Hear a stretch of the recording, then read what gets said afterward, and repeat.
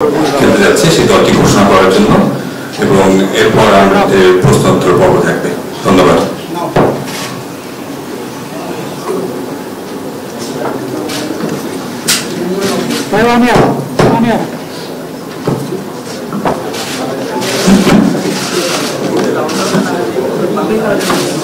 বিসমিল্লাহির রহমানির রহিম। সবাইকে শুভ অপরাহ্ন। বাংলাদেশ ক্রিকেট বোর্ডের পক্ষ থেকে আমি বাংলাদেশ জাতীয় ক্রিকেট দলের নাম ঘোষণা করছি, যে দলটি টি-20 বিশ্বকাপে অংশগ্রহণ করতে যাচ্ছে 2024 সালে। মোহাম্মদ নাজমুল হোসেন শান্ত দলনায়ক, তাসকিন আহমেদ ভাইস ক্যাপ্টেন, লিটন কুমার দাস, সৌম্য সরকার, তনজিদ হাসান তামিম, সাকিব আল হাসান, মোহাম্মদ তাহিদ হৃদয়, মাহমুদুল্লাহ রিয়াদ, জাকির আলী আনিক, মোহাম্মদ তানভীর ইসলাম,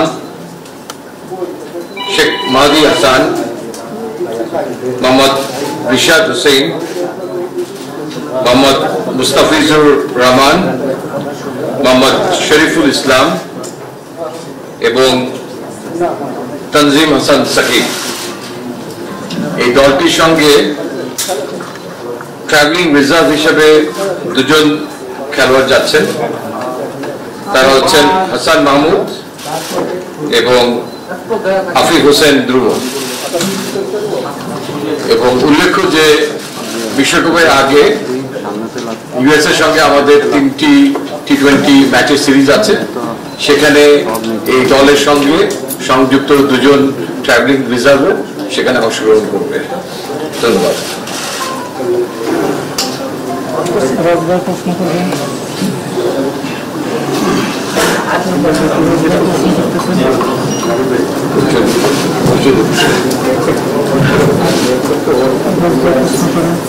যেমন আমি হুমায়ুন কবির বলছি। এর আগে অনেক সিরিজে দেখতাম বা বিশ্বকাপ রকম আসলে সহ-অধিনায়কের নামটা আনুষ্ঠানিকভাবে ঘোষণা করা হতো না। এবার সহ-অধিনায়কের নাম ঘোষণা করা হয়েছে এবং যাকে নির্বাচিত করা হয়েছে তিনি প্রথমবারের মতো সহ-অধিনায়কের দায়িত্ব পেয়েছেন। কি কারণে আসলে তাকে সহ-অধিনায়কের দায়িত্ব দেওয়া হলো, এটা যদি এটা একটা গ্লোবাল টুর্নামেন্ট। এর আগে তো আমি কোনো দল ঘোষণা করতে আসিনি, এটা পিসিবি সিদ্ধান্ত। বাংলাদেশ ক্রিকেট বোর্ড থেকে আমাদেরকে অবহিত করা হয়েছে যে তারা ক্যাপ্টেন এবং ভাইস ক্যাপ্টেন হিসাবে তাসকিন আহমেদকে নির্বাচিত করছে।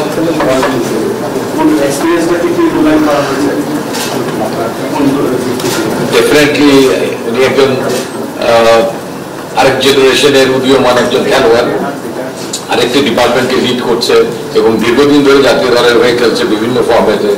তো সেজন্য তাকে হয়তো ডিজার্ভিং ক্যান্ডিডেট মনে করেছে বাংলাদেশ ক্রিকেট বোর্ড, সে কারণে তাকে এটা নির্বাচন করা হয়েছে।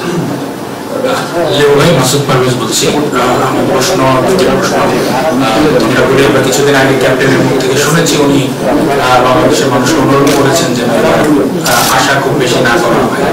তো আপনাদের জন্য একটা ফার্স্ট বিগ অ্যাসাইনমেন্ট, একটা ওয়ার্ল্ড কাপ টিম আপনারা এই দলটার কাছ থেকে আপনাদের আশাটা কি, আপনারা কতটুকু বা কত বড় আশা করছেন, নাম্বার 1। নাম্বার 2 হচ্ছে যে আমি যখন একটা মুভি দেখতে যাবো, আমি যে হিরোকে মুভিটা দেখতে যাবো, আমি তো নিশ্চিতভাবে আশা করবো যে উনি খুব ভালো অভিনয় করবেন, সেজন্যই আমি দেখতে যাব। তো মানুষ যখন প্রত্যাশার জায়গায় তাকে ভালো কিছু আশা করবে এবং ক্যাপ্টেন বলবেন যে খুব বেশি আশা না করতে, এই জিনিসটা খুব সাংঘর্ষিক হয়ে যায় কিনা? দেখেন, আমাদের দেশে ক্রিকেটের একটা বিশাল উন্মাদনা আছে। আমরা সবসময় দেখেছি, যখন আমরা বড় আসরে খেলিনি তখনও আমরা দেখেছি যে গ্যালারি ভর্তি দর্শক, ক্রিকেট ফরওয়ার্ড আইসিসি ট্রফি থেকে আমরা সেটা লক্ষ্য করছি 97 থেকে। সেটা একটা বিশাল উন্মাদনাটা এখন আরো অনেক ব্যাপকভাবে ডালাপালা মেরেছে। সো দ্যাট সেই আলোকে হয়তো দলনায়ক বুঝতে পেরেছেন এবং সবাইকে এই ব্যাখ্যাটা দিতে চেয়েছেন যে অতিরিক্ত এক্সপেকটেশন যেন না থাকে। টি-20 ক্রিকেটে এখন আমরা ঠিক সেই পর্যায়ে চলে যায়নি যে আপনি সেমিফাইনাল স্টেজে আপনাকে দলটাকে ধরে নিয়ে নিতে পারবেন, যে কোনো কিছু হতে পারে।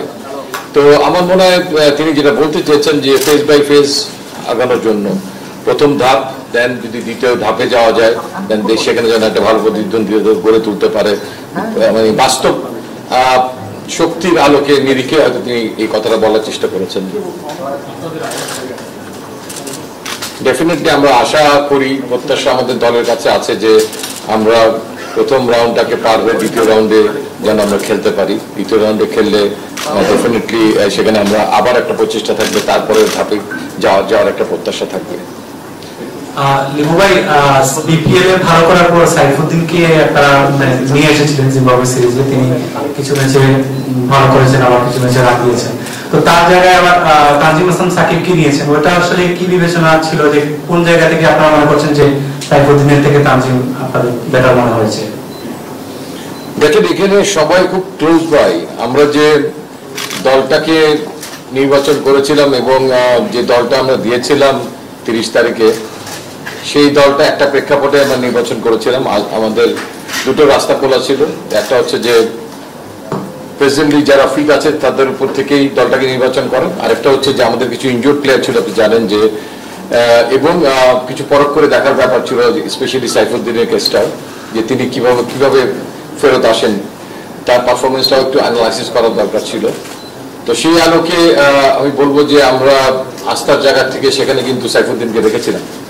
সো আমাদের মনে হয়েছে তাকে অবজার্ভ করে যে আমাদের প্রত্যাশার যে জায়গাটা, দলের আস্থার যে জায়গাটা, ঠিক সে আকাঙ্ক্ষিত জায়গায় কিছুটা এগিয়ে ছিল তানজিম সাকিব। সে আলোকেই Saifuddin could make it, but he was very close by. আমি তারিক, আমার যেটা প্রশ্ন হচ্ছে তাসকিনকে নিয়ে, তাসকিনের ব্যাপারে কিছু ইনজুরি একটা ইয়ে ছিল, তো এটার আপডেট যদি একটু দিতেন, এবং ওয়ার্ল্ড কাপের আগে সে পুরোপুরি সুস্থ হয়ে যাবেন, এটা কতটুকু আপনারা কনফার্ম? এটা হয়তো আরো ভালো মেডিকেল কমিটি হয়তো আপনাদেরকে আপডেট করতে পারবে। যতটুকু তথ্য জানা আছে যে তথ্যের আলোকে আমরা আশা রাখছি যে তিনি হয়তো বিশ্বকাপ চলার কোন একটা পর্যায়ে সুস্থ হয়ে যাবেন, সেই আলোকেই তাকে দলভুক্ত করা হয়েছে। এবং আপনারা হয়তো অনেকেই ওয়াকিবহাল আছেন এবারের সিলেকশন এবং রিপ্লেসমেন্ট পলিসি আইসিসি যেটা, সেখানে আপনি একজন ইনজুর্ড খেলোয়াড়কেও ক্যারি করতে পারবেন, যাকে আপনি পরবর্তী পর্যায়ে যদি তার আকাঙ্ক্ষিত রিকভারি না হয় তখনও আপনি তাকে বদলাতে পারবেন। ইটস নট যে কাউকে একদম ফ্রেশ সবাইকেই আমাদের 25 তারিখের মধ্যে নিয়ে ঢুকতে হবে, তারপরে কেউ ইনজুর্ড হলেই তখনই শুধু আপনি বদলাতে পারবেন, ব্যাপারটা ঠিক এমন না। আপনি একজন ইনজুর্ড খেলোয়াড়কে নিয়েও আপনি টুর্নামেন্টে ঢুকতে পারবেন। ইউএসএ সিরিজে বলা যায় যে সোফার যা মেডিকেলের রিপোর্টে যে বলা হয়েছে, সেখানে আমার মনে হয় না তাসকিন সেখানে খেলতে পারবেন, বাট দলের সঙ্গে যারা রিজার্ভ হিসেবে যাচ্ছেন, ট্রাভেল করছেন, তারা তখন সেখানে অ্যাভেলেবেল থাকবে সিলেকশনে ইউএসএ পার্টটায়। ভাইয়া, সাইফুদ্দিন এবং তানজিম সাকিব সম্পর্কে একটা সম্পর্ক প্রশ্ন একটু করতে চাই। আপনি বললেন যে পারফরমেন্সের দিক থেকে তারা দুজন অলমোস্ট ক্লোজ বাই ছিলেন, হয়তো আরো কিছু ফ্যাক্টর আপনারা দেখেছেন। আমরা পারফরমেন্সটা দেখি, বিপিএল এ তানজিম মানে সাইফুদ্দিনের উইকেট ছিল 15, সেখানে 9 ম্যাচে 11টা উইকেট ছিল তানজিম সাকিবের। এই সিরিজেও সাইফুদ্দিনের 8টা উইকেট, 2 ম্যাচে 1 উইকেট হচ্ছে তানজিম সাকিবের। সেক্ষেত্রে পারফরমেন্সটা কিভাবে ক্লোজ বাই হয়, এবং আমরা তানজিম সাকিব যখন বোলিং করেছেন তখন দেখেছি লাইন লেন্থের উপর তার কন্ট্রোল কিছুটা কমই ছিল। মানে এক্ষেত্রে ইনজুরি কি কোনো কারণে একটু আপনাদের বেশি কনসার্ন এসেছে, এটা সাইফুদ্দিনের কি ইনজুরি সংক্রান্ত কোনো ইস্যু ছিল, নাকি মানে এক্স্যাক্টলি কোন জায়গাটার কারণে আপনার তানজিম সাকিব একটু বেশি এগিয়ে রেখেছেন? তানজিম সাকিবকে আমরা এর আগেও শ্রীলঙ্কা সিরিজের সঙ্গে আমরা দেখেছি তার একাগ্রতা, তার থেকে তার যে দেওয়া মাঠে যে ডেলিভার করার যে প্রচেষ্টা, সেটা তাকে কিছুটা এগিয়ে রেখেছে। As a ফিল্ডসম্যান he is very good, and as well আমরা যে কারণে একটু বেশি মুখিয়েছিলাম সাইফুদ্দিনের দিকে, ব্যাটিং করার খুব একটা সুযোগ পাননি, তার ডেড ওভারে ইয়র্কার করার যে অ্যাবিলিটিটা ছিল সেটা অনেক কম পরীক্ষিত লক্ষিত হয়েছে। সেখানে আরো অনেক উন্নতি করতে হবে। আমার মনে হয় যেটা ঘরোয়া টুর্নামেন্টে করেছে, তার সঙ্গে ইন্টারন্যাশনাল ক্রিকেটে এসে একটা তারতম্য আমরা লক্ষ্য করেছি। না হলে হি ওয়াজ, আমি যেটা বললাম, he was in our mind. I mean আপনি যে বললেন বিপিএল এর আলোকে, বিপিএল এর আলোকে চিন্তা করে কিন্তু আমরা একটা দল গুছিয়েছিলাম। এই দলটার থেকে আমরা খুব বেশি বিচ্যুত হইনি। হয়তো একটা প্লেয়ার, এই সাইফুদ্দিনই একমাত্র প্লেয়ার যে নাকি আমাদের 30 তারিখের দল থেকে এই কান able to make it. Otherwise যে দলটা আমরা ঘোষণা করলাম, আমাদের এই দলের 15 জন খেলোয়াড়ই থাকতো, শুধু সাইফুদ্দিনের জায়গায় এখন সাকিব চলে আসলো, তানজিম সাকিব চলে আসলো।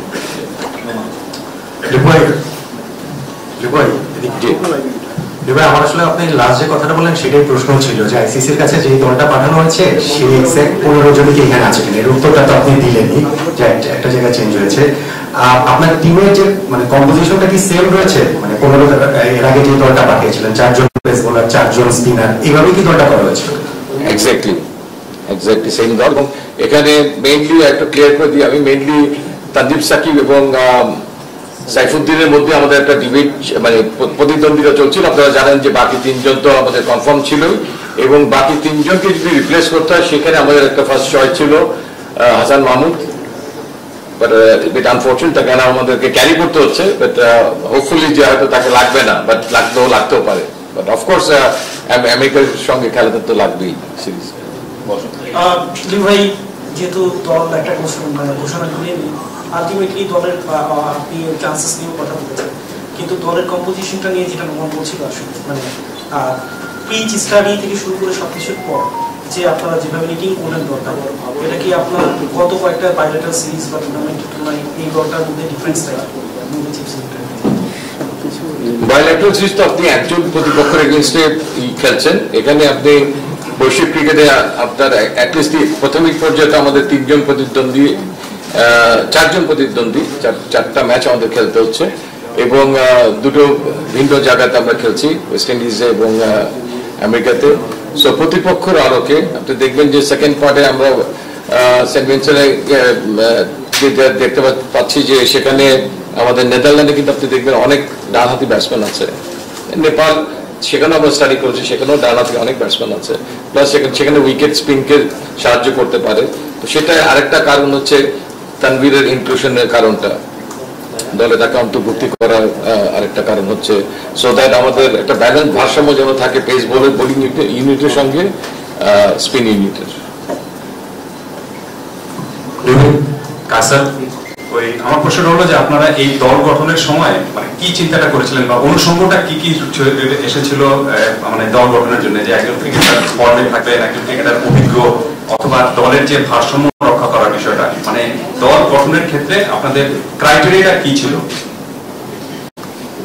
বেসিক্যালি যদি জানেন তাহলে ওপেনিং আমাদের যেন 3 জন ওপেনার থাকে, মিডলর জন্য অ্যাটলিস্ট আমরা 5 জন সলিড ব্যাটার কাম উইকেট কিপারের প্রভিশনের জন্য থাকে, সেটার দিকে লক্ষ্য রেখেছি। আমরা সিমিং বোলার জন্য 4টা চিন্তা করেছি, তারপরে আমরা 3টা তো আমাদের very easy to pick spinner. 4th স্পিনারের ক্ষেত্রে আমাদেরকে অনেক চিন্তা ভাবনা করতে হয়েছে যে এই 4th স্পিনার আমরা কেন যাব, এবং সেক্ষেত্রেই তখন এসছে যে আমরা কোন কন্ডিশনে কোন প্রতিপক্ষের এগেনস্টে এবং তাদের ব্যাটিং স্ট্রেংথে ব্যাটসম্যানদের প্যাটার্নরা কত, ডানহাতি বামহাতির ক্ষেত্রে আমরা সেটাকে গোনার চেষ্টা করেছি। এবং ওই মাঠে যদি ইনশাআল্লাহ আমরা যদি কোয়ালিফাই করতে পারি, ওই মাঠে আমাদেরকে আরো 2টো ম্যাচ খেলতে হবে।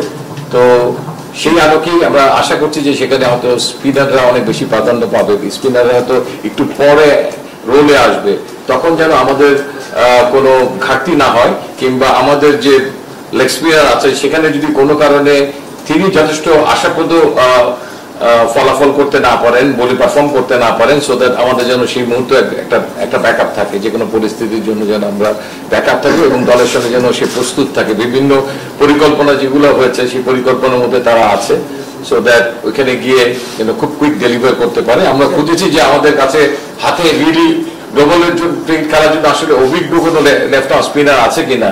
তো সেই জায়গায় কিন্তু আমরা সার্চ করে লাস্টে যাকে আমরা বেস্ট পারফর্মার মনে করেছি এবং ফিট এবং অ্যাভেলেবেল আছে, এখানে খুব বেশি বিকল্প ছিল না। আপনি জানেন যে হয়তো আলোচনার প্রসঙ্গে হয়তো নাম তাইজুলের এসছে না, নাসুম ইসলামের এসছে, বাট তাদেরকে ছাপিয়ে তাইজুল তো ধরেন ফিটনেসেরই ঘাটতি আছে।